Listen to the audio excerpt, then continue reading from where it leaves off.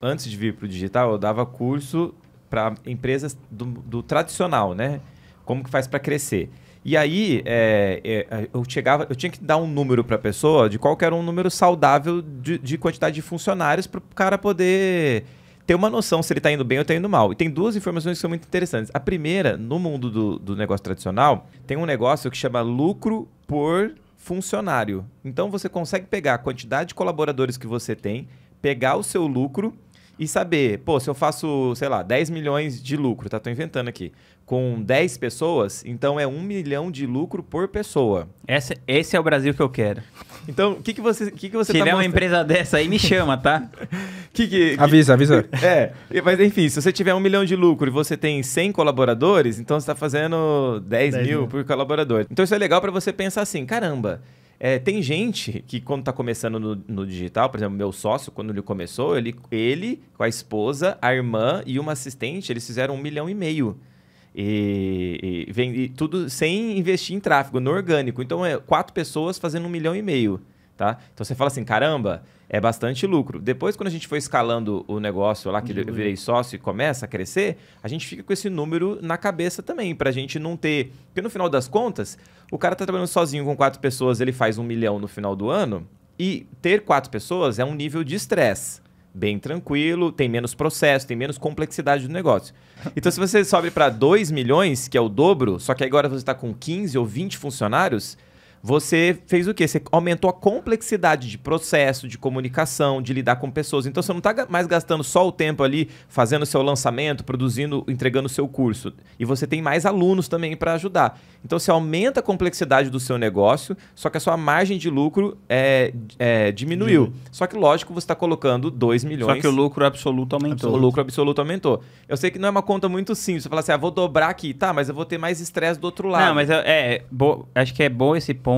Mas pensando assim, vamos supor, por faixa, né? Isso. Por faixa de faturamento. Tipo assim, é claro que eu prefiro ter uma empresa que fature, sei lá, 1 bilhão e dê 3% de lucro do que ter uma de 10 milhões e 20%, mas... E aí, o segundo número legal é que, na média dos estudos que eu fiz, uma média para empresas de serviço, que é o nosso caso, é de 10 a 15% do faturamento você tem em equipe, é algo super saudável. Só não vai ser saudável se você tiver uma margem de lucro no seu lançamento, né? Você tem um ROI de 1, de 2 investindo... mesmo que bastante dinheiro, o que acontece? Você tem um custo fixo muito alto e qualquer lombada ali no meio do caminho, você zera o seu... A gente tinha uma época lá na empresa que a gente estava faturando 1,2 milhão por mês e o nosso custo de equipe era uns 110, 120, só que a gente entregava eventos ao vivo, né? Então, o nosso custo mensal, dependendo da época, era de 500 a 800 mil. Então, quando você fatura 1,5 milhão e tem um custo de 800... Se você num mês diminuir a quantidade de vendas, a gente vende, sei lá, 1.000 ingressos, 1.500 ingressos por mês. Se você não vende 1.000, você vende 800, vende 600, você empata, mesmo faturando muito.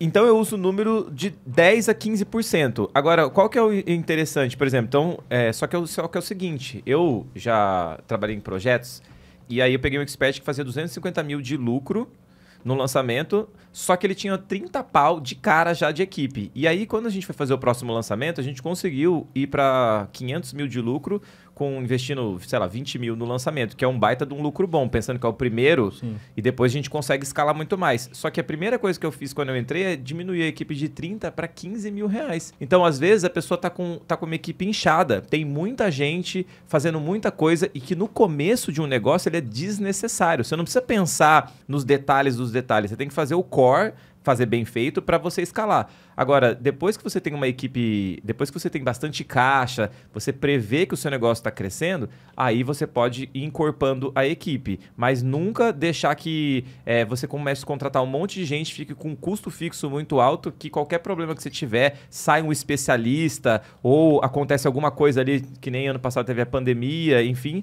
você pode ter uma redução do seu lucro e aí você tem um custo fixo pesado ali. Então, eu sempre gosto de deixar em 10%, que acho que é um número super razoável mesmo quando você está crescendo. Boa. Agora, Lucas... Posso falar minha opinião?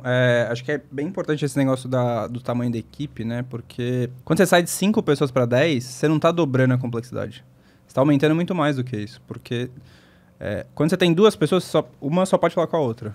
Quando você tem 3 pessoas, uma já fala com a outra e você já tem 3 possibilidades de contato, né? E isso aumenta exponencialmente. Então, realmente, quando você cresce, é natural que as coisas fiquem muito mais difíceis do que era no começo, né? Quando você tem em startup tem o termo que é o time fundador, né? Quem que é o time fundador? São as 5, 10 primeiras pessoas da empresa e que geralmente são as pessoas que definem como é que é a cultura até da própria empresa. Então, acho que isso é bem relevante, né? Quando você cresce, você tem algumas barreiras ali, né? Então, na 10ª pessoa, 15ª pessoa, nos 30, né? Tem algumas barreiras que são conhecidas ali. Dizem que no 100... Conta aí como é que foi com as nossas. A gente tá com o quê? Umas 70, 80 pessoas? Exatamente. Puta, agora eu tenho que lembrar como é que foi em 2016. A gente começou, com umas 10 pessoas, né? Já tinha umas 10 lá no comecinho. E aí, 2017 foi o ano que a gente fez muito lançamento novo, né? Então, a gente pegou o Expert do zero, fizemos produto, ou já tinha um produto e trouxe pra cá. Ali a gente cresceu muito rápido. A gente deve ter chegado nos 40, né? Mais ou menos isso. E aí, a gente fez um lançamento que foi muito ruim, né? A gente tomou um prejuízo grande ali em 2018. Não, 2017. 17, desculpa, perdão. 2017, e aí a gente reduziu bem a equipe. A gente voltou para mais ou menos umas 20 pessoas. A gente também ficou com menos contas naquele momento, né? A gente saiu de 4 contas para 2 contas.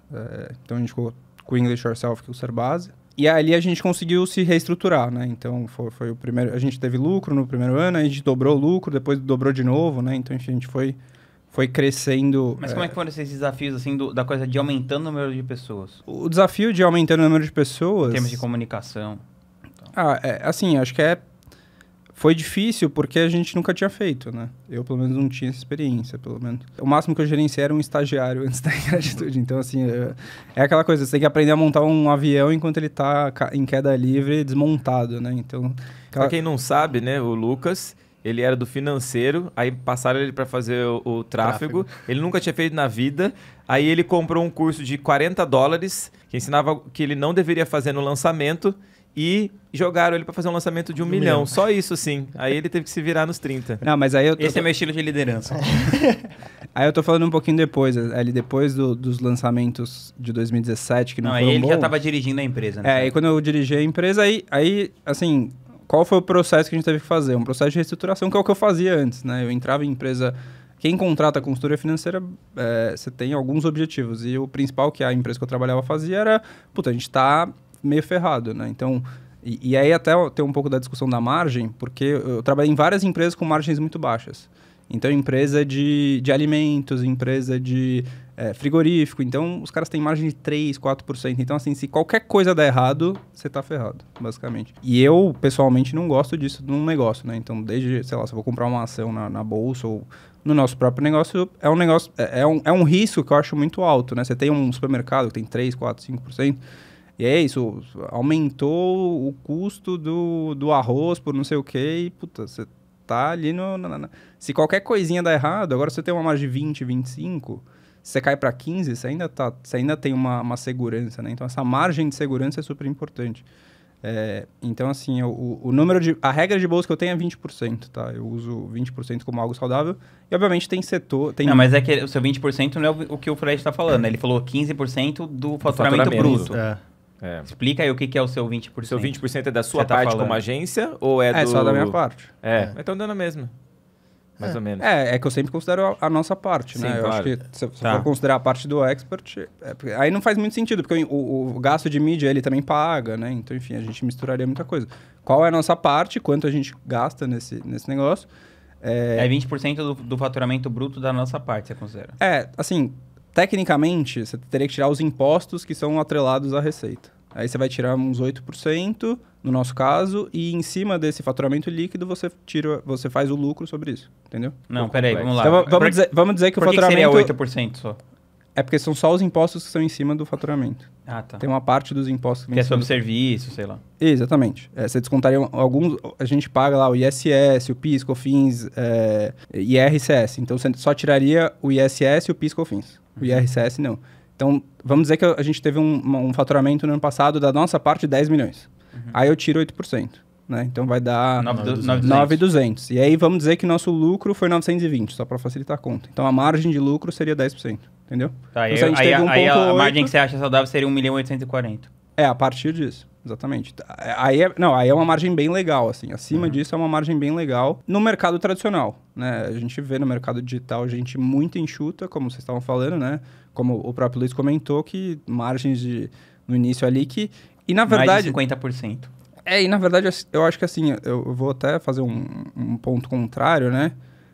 Que me incomoda um pouco você ter uma margem tão alta. Você não tem previsibilidade alguma.